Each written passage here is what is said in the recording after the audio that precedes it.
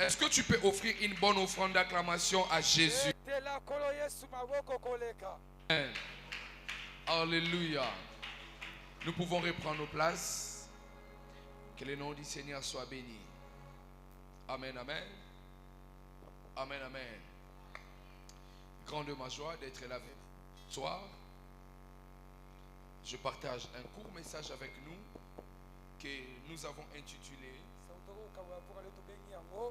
les visitations de Dieu pendant la détresse. Nous allons prendre des textes de la Bible rapidement. Psaume chapitre 107. Prenons nos Bibles. Ça va nous faire du bien. Psaume chapitre 107, le verset 19.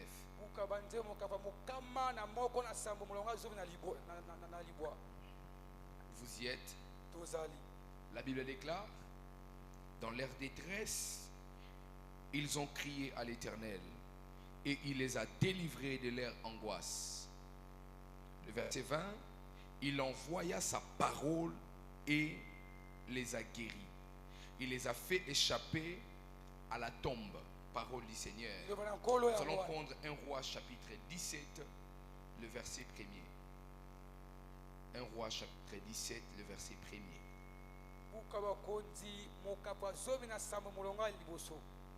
1 Roi chapitre 17, le verset 1er. Vous êtes arrivés? La Bible déclare, Élie le Tishbite, l'un des habitants de Galade, dit à Akab, Éternel le Dieu d'Israël, dont je suis le serviteur et vivant, il n'y aura ces années si pas de rosée ni de pluie, sauf sur ma parole. Alléluia. Amina. Alléluia. Amina. Est-ce qu'on peut acclamer encore une fois de plus pour le Seigneur? Comme je le disais tantôt, les visitations de Dieu pendant la détresse.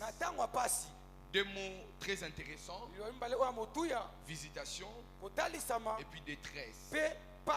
Tout au long de ces messages, nous allons essayer de voir ces deux mots qui vont de temps en temps se répéter.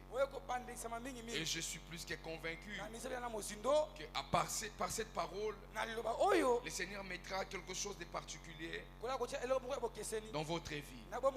Amen, amen. Alléluia. Et nous venons de lire le texte de Psaume chapitre 107. La Bible déclare, dans leur détresse, ils crièrent à l'Éternel. Dans leur détresse, dans le moment sombre, dans le moment difficile, dans le moment les plus incompris de leur vie, ils ont fait quelque chose. Ils ont crié à l'Éternel. Le premier élément que nous devons retenir, dans le moment de détresse, on ne cherche pas à comprendre d'abord ce qui se passe. On ne cherche pas à comprendre la voie nous allons passer pour sortir. Pendant la détresse, la chose que nous devons chercher, c'est de crier d'abord à l'Éternel. Ces groupes d'individus, ces groupes de gens se retrouver dans une situation catastrophique. Mais la chose qu'ils ont fait, c'est de crier d'abord à l'Éternel. Parce que la solution ne vient pas d'un homme. La Bible déclare le secours ne vient pas d'un homme. Mais le secours vient de qui? Le secours vient de Dieu. Pendant la détresse, la chose que vous devez comprendre et la chose que vous devez faire, c'est de crier à Dieu. Mais la Bible continue en disant, lorsqu'ils ont crié à Dieu, Dieu n'a pas résolu leurs problèmes tout de suite. Dieu n'a pas résolu leurs problèmes tout de suite. Dieu n'a pas résolu leurs problèmes tout de suite. Et la Bible déclare, pendant leur détresse, ils ont crié à l'Éternel. Et l'Éternel les a guéris et il a envoyé sa parole. Ah. Donc les gens sont en train de périr. Les gens sont en train de sombrer. Les gens sont en train de vivre un moment de détresse. Les gens sont dans des alertes compliquées. Mais Dieu envoie la parole alors qu'il crie à lui. Qu'est-ce qui se passe? À chaque fois que vous êtes dans un moment de détresse, Dieu ne résout pas directement la détresse. Il envoie d'abord quelque chose. Et cette chose-là doit vous mettre à la conformité de ce qu'il veut faire pour que vous ne retombez plus dans le même problème. C'est ce que moi j'appelle la visitation de Dieu. La majorité des personnes qui ont passé le moment difficile dans la Bible, il s'est passé quelque chose. Lorsqu'ils ont crié à Dieu, Dieu n'a pas résolu leurs problèmes tout de suite. Dieu a envoyé quelque chose comme une visitation, comme un signe qui symbolisait que je veux d'abord que tu sois conforme à ma volonté afin que j'accomplisse quelque chose dans ta vie. Alléluia. Abraham, il était un moment fatigué, il était combattu par le roi. Pendant qu'il a crié à Dieu, pendant qu'il voulait comprendre ce qui s'est passé, Dieu va envoyer une visitation. Et ça sera Melchisedec qui viendra rencontrer cet homme. Il va prier pour Abraham. Et la vie d'Abraham va complètement changer. Je veux dire à une personne que Dieu vous enverra une visitation avant que vous recevez la solution à vos problèmes. Dieu va vous envoyer d'abord une rencontre particulière. Dieu va vous envoyer d'abord un homme de Dieu particulier qui va vous enseigner la parole, qui va vous corriger, qui va vous éduquer, qui va vous enseigner. Et c'est ainsi que vous entrerez là où Dieu vous attend. La détresse est un moment le plus sombre, le plus difficile que l'homme ne peut pas accepter. Mais Dieu m'a envoyé de vous dire, pendant votre détresse, attendez sa visitation. Ne partez pas vite. Ne sortez pas de cette situation vite. Attendez que le Dieu Tout-Puissant puisse d'abord vous visiter afin que vous soyez conforme à la chose qu'il veut accomplir. La détresse est un sentiment de solitude, d'abandon, d'impuissance que nous pouvons éprouver dans une situation difficile. La détresse, c'est une situation, c'est un moment, c'est une période, c'est une situation que l'homme ne peut pas accepter. C'est une situation très difficile. Je sais qu'au moment où je parle, vous traversez des moments difficiles, vous traversez des moments sombres, vous traversez les situations incomprises. Mais laissez-moi vous dire une chose, personne dans le moment difficile crie à Dieu et que Dieu le laisse tel qu'il était. Personne dans les moments les plus sombres peut crier à Dieu et que Dieu ferme les oreilles. J'aimerais dire à une personne, si tu traverses le moment sombre, crie à Dieu. Le moment sombre, il faut crier à Dieu. Pendant les moments difficiles, ne regarde pas un homme, ne regarde pas ton père, ne regarde pas ta mère, crie à Dieu. La Bible déclare, l'élévation ne vient ni de l'Occident, ni de l'Orient. Ça veut dire, si tu attends quelque chose qui doit te mettre dans une position d'élévation, cela ne viendra pas d'un homme, cela ne viendra pas d'une femme, cela viendra de l'Éternel. J'aimerais te dire une chose, c'est que tu traverses, cela n'est qu'un, oh mon Dieu, ce n'est qu'un moment de, oh mon Dieu, ce n'est qu'un moment de détresse, ça finira par passer. Ton problème, la détresse, oh mon Dieu, la détresse retarde parce que tu n'as pas encore envoyé les cris envers l'Éternel. La Bible déclare, dans leur détresse, ils n'ont pas regardé Facebook, ils n'ont pas regardé Twitter, ils ont, oh mon Dieu, ils ont, oh mon Dieu, ils ont crié à l'Éternel parce que la solution de tes problèmes, la solution de ta détresse ne se cache pas à un homme. Je suis venu être prophétique ce soir en te disant, ton problème a une solution et la solution, oh mon Dieu, la solution de ton problème se cache, oh mon Dieu, entre les mains d'un créateur, celui qui s'appelle le Dieu Tout-Puissant, celui qui s'appelle Jésus-Christ, celui qui résout tous les problèmes. En lui, il y a la solution de tous les problèmes. Il est celui qui ne peut pas t'abandonner parce que les problèmes ont toujours eu un caractère petit devant sa grandeur. Il est le Dieu tout-puissant. Si tu as un problème, crie à Dieu. Si tu as une difficulté, crie à Dieu. Si tu traverses la détresse, crie à Dieu. Si tu traverses la souffrance, crie à Dieu. Si tu traverses l'insomnie, crie à Dieu. Si tu traverses l'angoisse, crie à Dieu. Moi, je crierai à Dieu le matin. La Bible déclare dans le livre des psaumes, je crie à toi le matin, à midi, le soir. Il n'y a pas un temps où j'attendrai que les hommes me disent, crie à Dieu, car je sais que mon secours ne viendra que de Dieu. Car je sais que mon secours ne viendra que de l'Éternel. Il est celui qui attend juste que je pousse les cris afin qu'il me réponde. Pousse les cris afin que Dieu t'écoute. Pousse les cris afin que Dieu t'écoute. Oh mon Dieu, est-ce que Moutouma encore poussé mon cri m'aura bien afin que l'Éternel Dieu puisse entendre. Je t'ai dit, si tu pousses les cris, Dieu va t'entendre.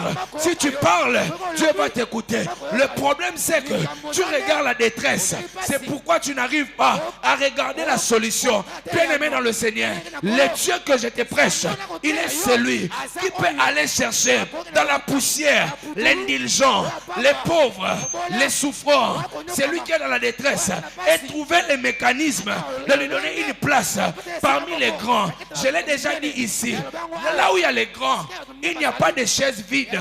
Mais Dieu dit ceci, de la poussière, il retire les pauvres, des fumiers, il retire l'indigent et il les fait asseoir là où il y a les grands. Mais là où il y a les grands, il n'y a pas de chaises vides. Ça veut dire, lorsque Dieu retire les pauvres de la poussière, Dieu doit aussi préparer une place dans la grandeur pour que celui qui quittera la souffrance ne reste pas debout là où il y a la grandeur. Si tu es debout là où il y a la grandeur, ceux qui sont assis, ils vont t'envoyer, ils penseront, tu es un serviteur. Alors pour être dans la grandeur, tu dois t'asseoir. Oh mon Dieu, que Dieu te retire de la poussière, de la souffrance.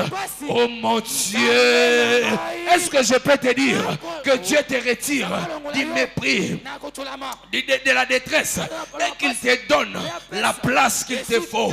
Il y a une place qu'il te faut. Il y a une place préparée pour toi. Il y a une place préparée pour toi. Il y a une place préparée pour toi. Est-ce que je peux entendre un bon amen? Est-ce que peut-être moi moule? Alléluia. Alléluia. Nous sommes en train de mettre les barres. On va voler. Amen, amen. Beaucoup de personnes n'aiment pas accepter les moments de détresse. Parce que la détresse peut vous arriver juste pour vous aider à retourner sous les pieds de l'Éternel. N'ayez pas peur de la détresse. N'ayez pas peur de traverser une situation compliquée. Parce que très souvent, quand vous souffrez beaucoup, c'est probable qu'il y a une gloire réservée pour vous. La Bible présente les temps présents comme les temps remplis de souffrances, remplis de douleurs. Mais les temps à venir est caractérisé à la gloire. La Bible déclare, j'estime que les souffrances du temps présent, les souffrances c'est pour les temps présents, ne pourront être comparables à la gloire à venir. Pour l'avenir, il y a la gloire. Pour le présent, il y a la souffrance.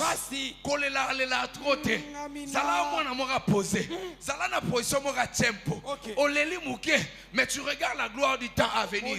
Je vais dire à une personne, moi je ne suis pas seulement un prédicateur, mais je suis celui qui vit par la foi. La foi me dit, là où il y a le trou, je dois mettre les pieds. Là où le Congo est en train de sombrer, je dois investir. La foi me pousse à ne pas comprendre ce que les hommes cherchent à comprendre. Parce que dans la compréhension de l'homme, il y a l'incompris de l'homme. Est-ce que quelqu'un m'a compris? Est-ce que quelqu'un m'a compris? Je disais tantôt, lorsque Pierre a commencé à sombrer, à se noyer, Jésus l'a appelé. Il a dit, Pierre, sors du bateau. Comme on dit en anglais, I'm feel like a preacher. Et Pierre, Jésus l'a appelé. Jésus a dit à Pierre, Pierre sort de la barque. Il commence à marcher. Il marche. Il marche sur les eaux. Et à un moment, Pierre, il a vu que les vents étaient devenus forts. Pierre, il a regardé. Il a commencé à sombrer.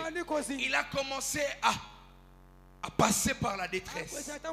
Et Pierre, en ce moment-là, la détresse fait en sorte que Pierre comprend: si je crie à Jésus, c'est lui qui va me retirer de cette souffrance.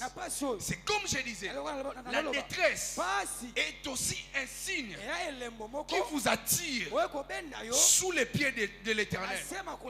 La détresse peut nous arriver pour nous conduire du bas de la croix, afin que tu restes là et que tu dises à Dieu: je vais être comme Jésus, je vais marcher comme Jésus, je vais parler comme Jésus, je vais faire comme Jésus, parce que la détresse s'est manifestée comme un signe indicateur qui t'a conduit à être sous les pieds de Jésus. Alléluia. Ne pleurez pas. Il peut arriver que vous passez par la détresse. Il peut arriver que vous passez par la souffrance. Ne pleurez pas. Les moments de souffrance ne sont pas seulement faits pour tuer les gens. Très souvent, il faut passer par là pour devenir fort. Tu as besoin d'être l'or. Il faut accepter que tu passes par les faits. C'est ainsi que tu deviendras. Si une femme veut être plus belle pour partir dans une fête, elle doit accepter de s'asseoir, qu'on puisse la décorer, écrire sur son visage, prendre les crayons, dessiner. Si tu es pressé, tu ne seras pas plus belle. Tu partiras à la fête, on va se moquer de toi. C'est là, balamba, polia bien, kowele la te, souffrance en zaloza nango, ezaka au permettre libumunayo, etika la vide, pour muka para rokota, et sa place. Amina. Alléluia. Amina. Alléluia. Amina. Ah, Pierre était en train de sombrer.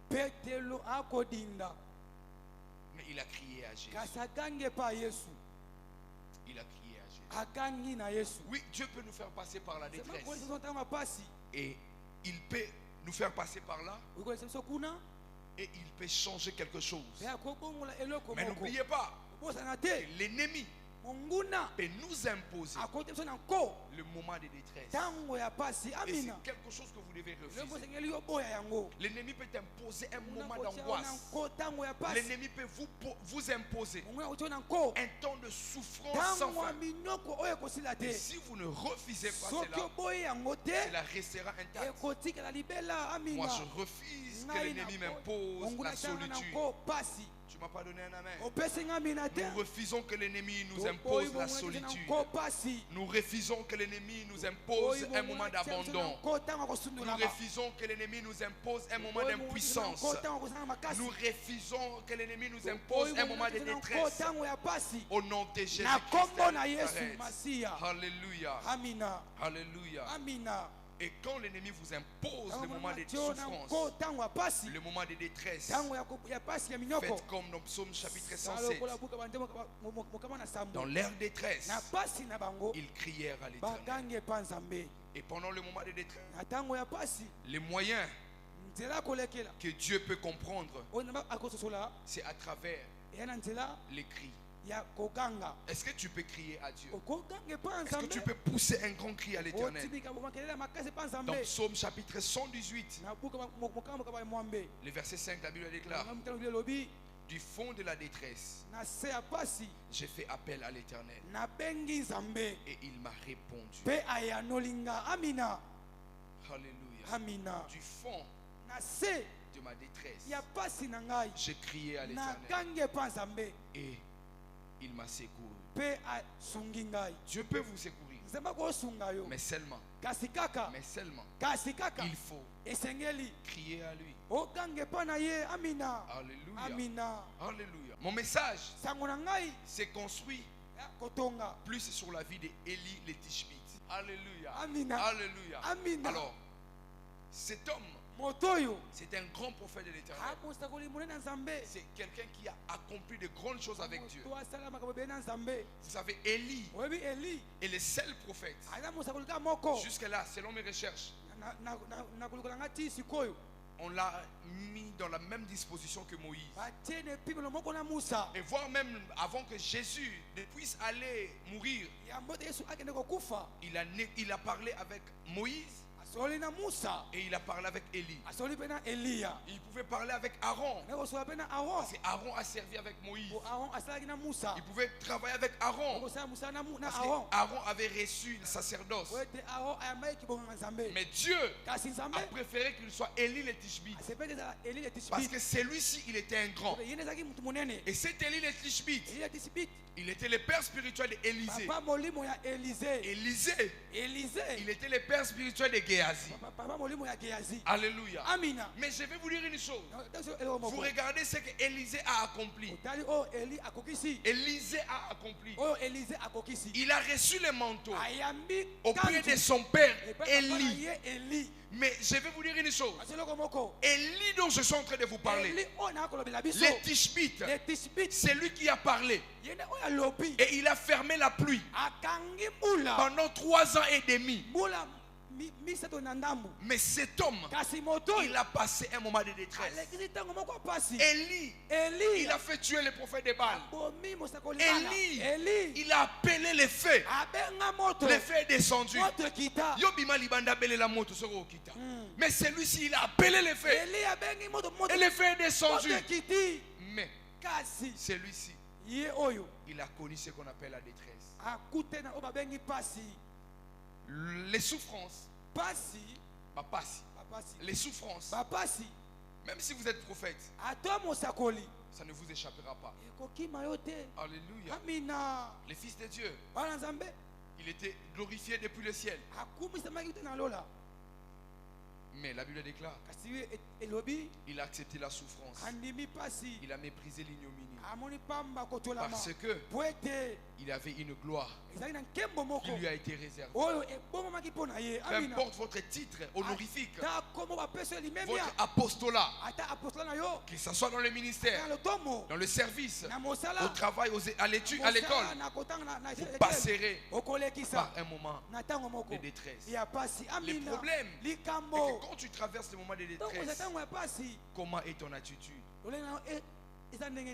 Les enfants d'Israël, ils devaient juste faire 400 ans pour sortir de l'esclavage. Pendant qu'ils étaient en train de traverser la détresse, ils ont commencé à murmurer. Et Dieu a ajouté 30 ans de plus. 30 ans de plus. Lorsque vous traversez les moments de difficulté, sachez comment parler. Alléluia. Alléluia. Je le disais hier à l'église, on m'avait invité. Des fois, nous prenons les paroles à la légère. Élisée, elle a juste dit à la femme samaritaine, non, à la femme tsunamite, l'année prochaine, à la même date, Dieu va te visiter. Il n'avait pas dit l'année prochaine tu vas faire des grandes choses. Il avait seulement dit l'année prochaine, à la même date, tu vas vivre des choses. La femme est partie, le prophète est parti. L'année prochaine, à la même date, la femme a enfanté. Des fois, ne suivez pas les prophètes. Dites, non, ne suivez pas les prophètes après la prédication. Papa,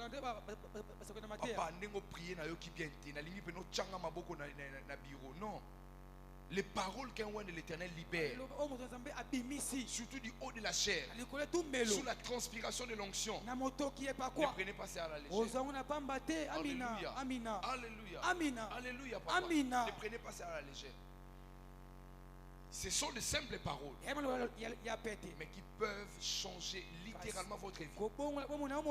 Ici, il y a peut-être 2 ans. 2 ans, oui. Le prophète, il était ici du haut de la chair. Il a reçu une parole de l'Éternel. Il a dit, il va mettre 24 chaises. Les gens vont venir avec une offrande de $100.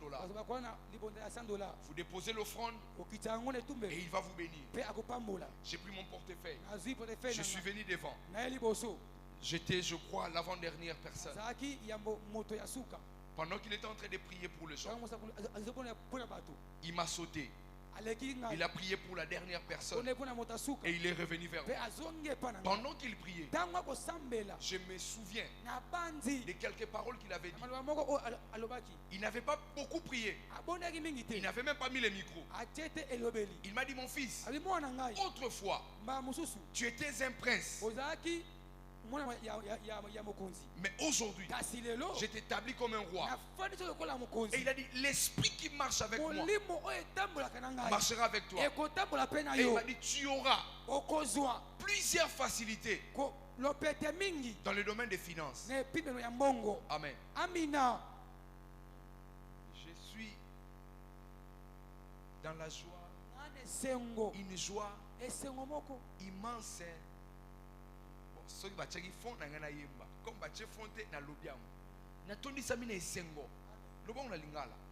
je suis rempli de joie. Alléluia. Alléluia. Et cet homme, Élie le Tishbite, il va traverser le moment le plus sombre, le moment le plus difficile. Mais comme je disais, la thématique c'est les visitations de Dieu pendant la détresse. Le problème, c'est que nous les chrétiens, nous qui prions, nous pensons que Dieu, il doit agir comme nous. Nous pensons que Dieu doit faire les choses comme nous les souhaitons. Tu peux demander le mariage à Dieu et Dieu te donne d'abord le travail. Ce n'est pas que Dieu ne t'a pas écouté, mais Dieu, il sait pourquoi il t'a donné. Il sait au plus profond de ton cœur. Tu n'es peut-être pas encore prêt ou prête pour le mariage. C'est pourquoi il veut te rendre encore plus responsable dans le service. Et lorsque le mariage viendra, que tu sois stable. Dieu n'accomplit pas des choses telles que nous les souhaitons. Et nous attendons les visitations de Dieu. Que Dieu me visite, que j'entende une voix. Lorsque Moïse, mon Dieu, est-ce que je peux dire ça comme ça? Lorsque Moïse descendait pour dire au peuple d'Israël ce que Dieu disait, ils ne croyaient pas que c'était Dieu qui disait. Parce qu'ils avaient l'habitude que si c'est Dieu qui parle, il faut qu'il y ait des bruits, il faut qu'il y ait des tonnerres. Et lorsque Dieu va se décider de parler à son peuple, la Bible déclare les éclats, les tonnerres, les bruits, la lune, les choses compliquées. Le peuple a fui. Parce qu'ils attendaient Dieu à leur manière.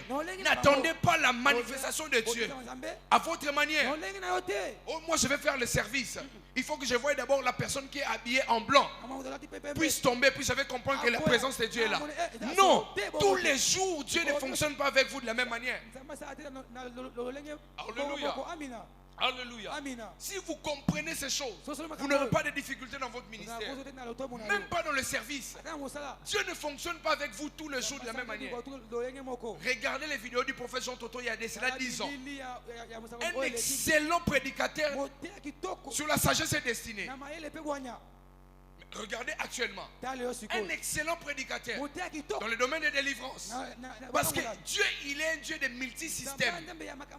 Il peut commencer avec vous A. Il ramène vous à Z.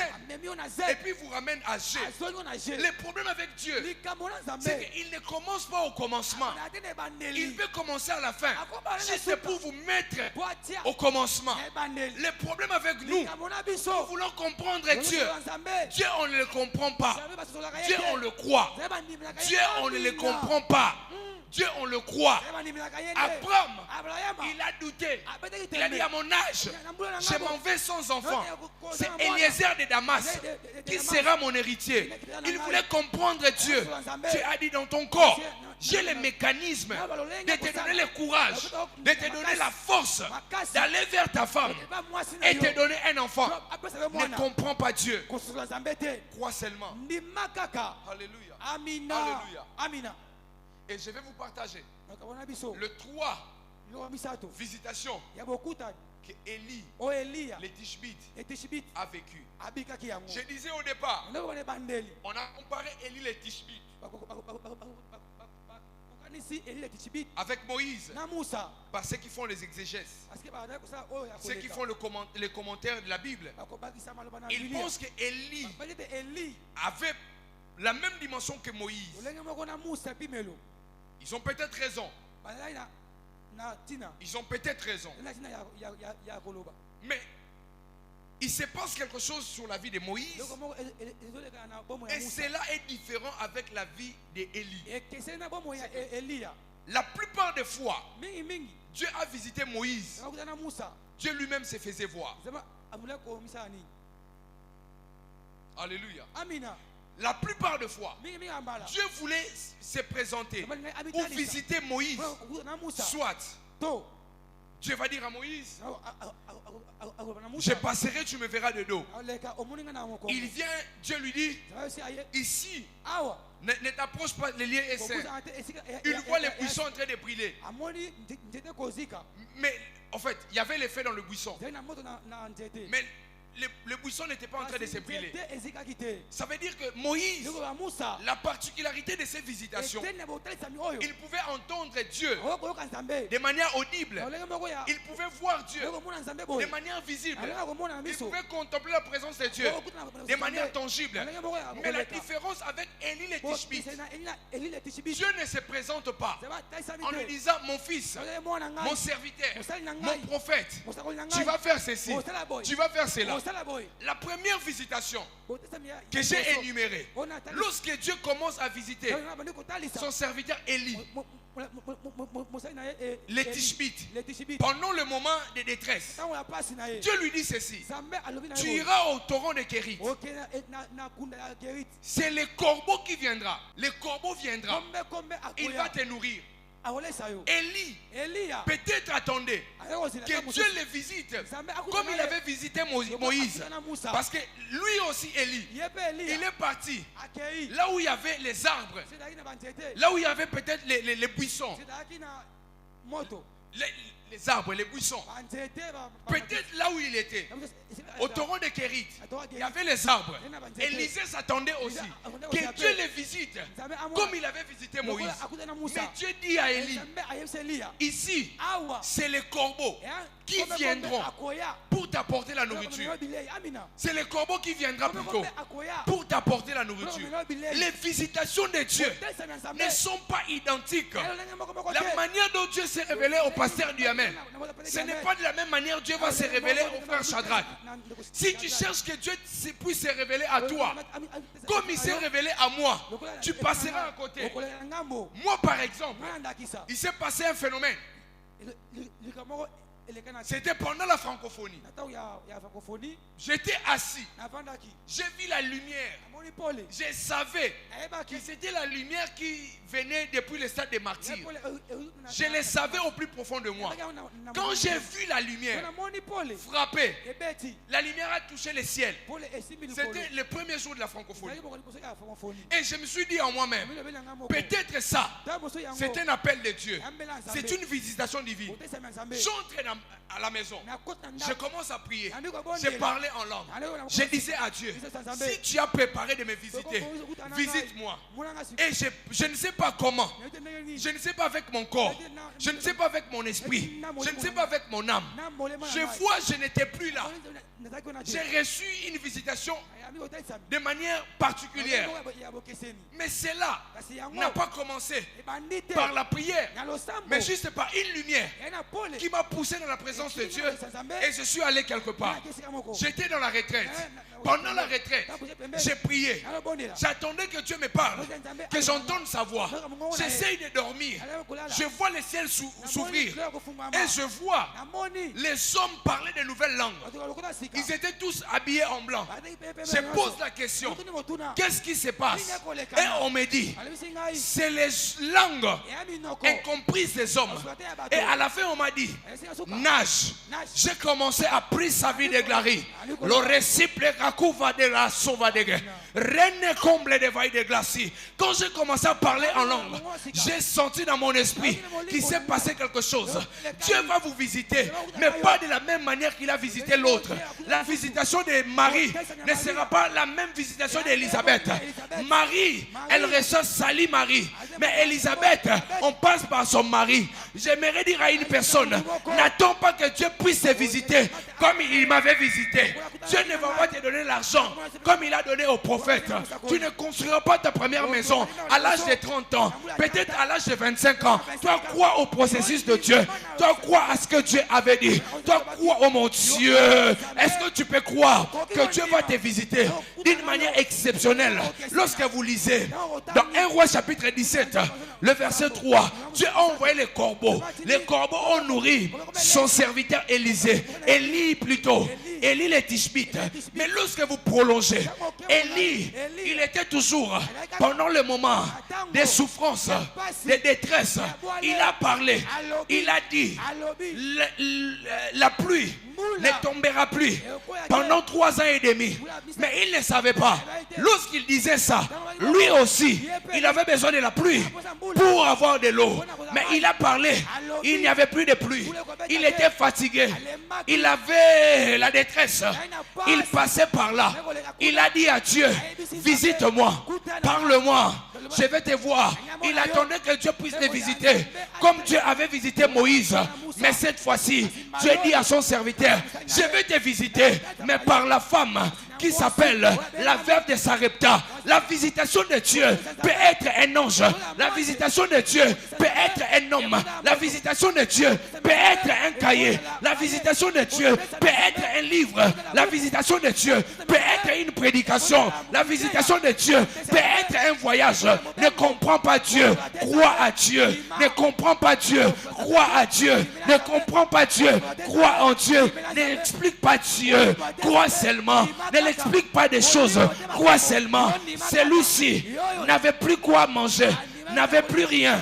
Il était fatigué par la détresse.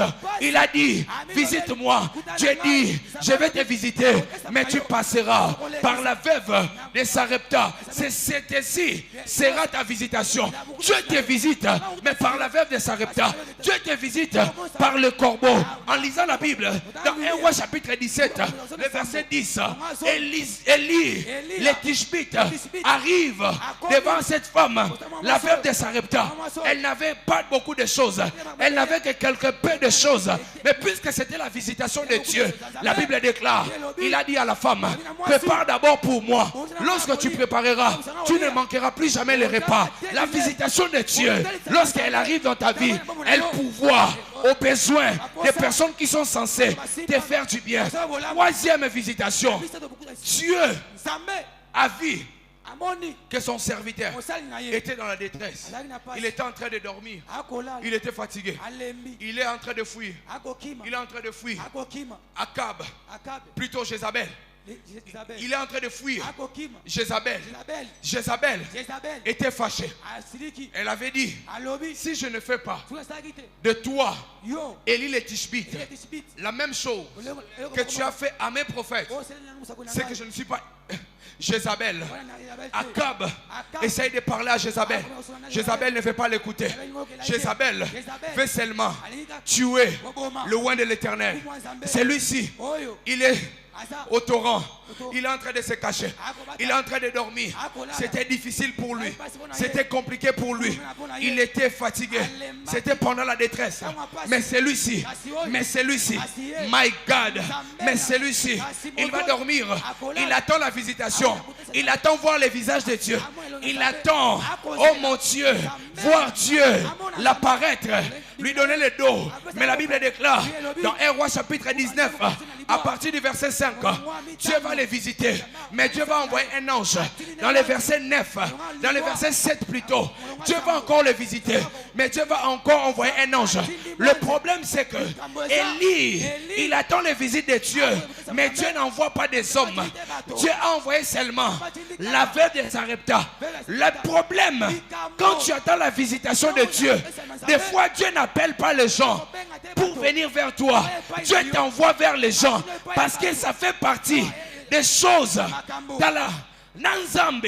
Sora linga visiter yo aotinde loka abatute akolo bana yope que n'est pas mutuana pour mutuana ne azali la personne providentielle pour ta destinée. Est-ce que tu peux te lever, commencer à parler à Dieu, dis à Dieu, visite-moi, je suis là pour toi.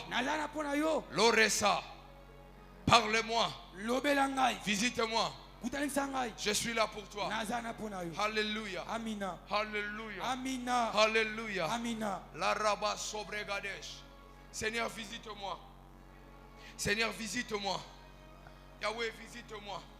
Je ne sais pas comment tu vas me visiter, mais je vais juste te voir. Je vais juste te rencontrer. Je vais juste te rencontrer, Seigneur. Juste te voir, mon Dieu. Juste te voir, Seigneur. Juste te voir, mon Dieu. Oh Rabba Shanderebeka Sobregas. Ribo Sanalia Tozo Procote Vedelia Waza. Marabondo Corezantozo Procote Vadela Cible. Heya Shalabaya Sabra. Les visitations de Dieu ne demandent pas beaucoup de bruit. Ne demandent pas beaucoup de mouvements. Il faut juste que tu sois concentré dans sa présence. Abrasa. Parle à Dieu. Parle à Dieu.